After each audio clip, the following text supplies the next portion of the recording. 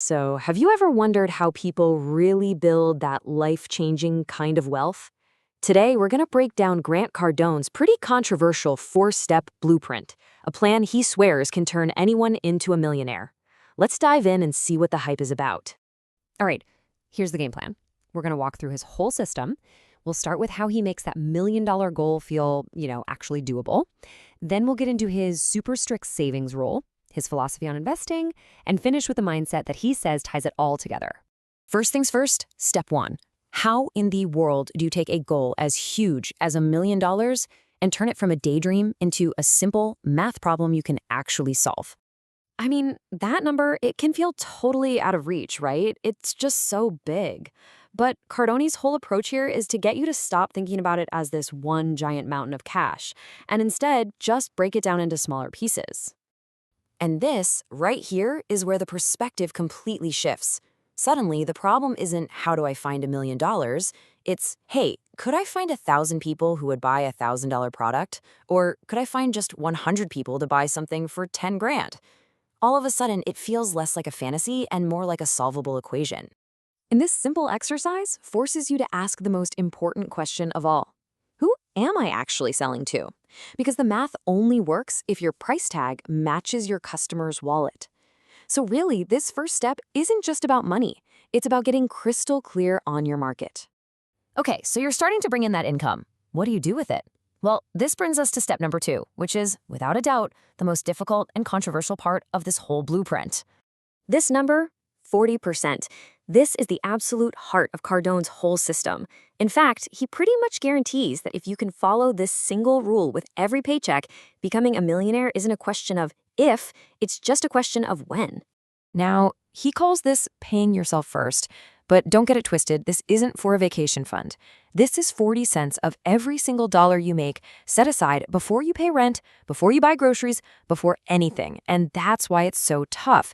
It's a brutal level of discipline, but Cardone is adamant that it's the non-negotiable key to making this whole thing work. Let's make it real for a second. Let's say you bring in $5,000 a month. According to this rule, $2,000 of that is gone immediately. It goes into a separate, sacred account that you do not touch. And then you have to figure out how to live your entire life on the $3,000 that's left. Following a rule like that requires a massive shift in your priorities. It's about consciously choosing to be high profit, low profile. The goal isn't to look rich with fancy cars and clothes. The goal is to actually become rich quietly. And this quote just nails it, right? The idea is to make your bank statement look good, not to make you look good to other people. It's about a period of intense, quiet wealth building, not loud, flashy spending. So, you've been doing the hard work, you've been stacking that 40%.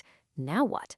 Well, this leads us to the crucial third step, which is all about putting that hard-earned money to work. Cardone uses this classic fairy tale to explain his entire investment philosophy. That pile of cash you've been so disciplined about saving, that is your golden goose. It's your single most important asset, and your number one job is to protect it.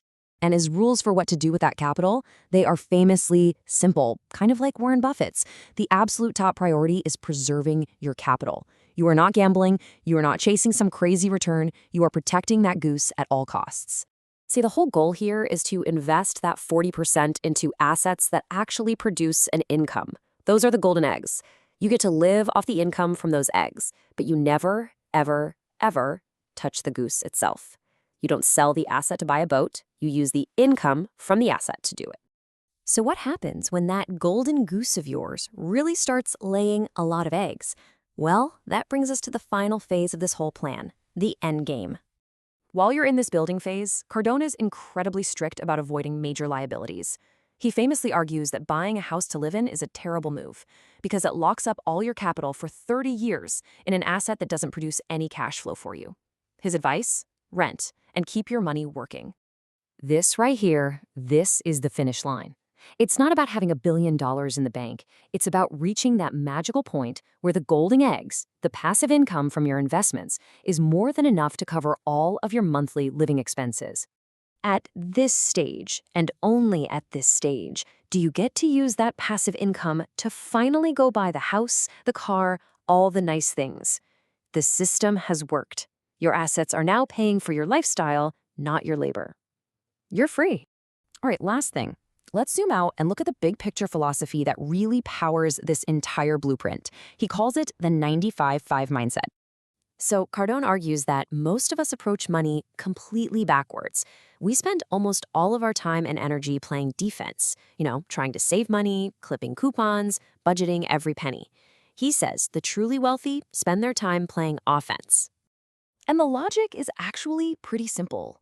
You can only save so much money, right? There's a limit. But your ability to earn, well, that's theoretically unlimited. So why would you spend an hour trying to find a coupon to save $5 when you could spend that same hour developing a new skill that could earn you an extra 50? So, in the end, this whole blueprint is less about a bunch of rigid rules and more about a fundamental shift in how you see the game of money. It's about moving from a defensive scarcity mindset to an offensive mindset focused on earning and investing. And it really just leaves you with one simple question. Are you playing offense or defense with your finances?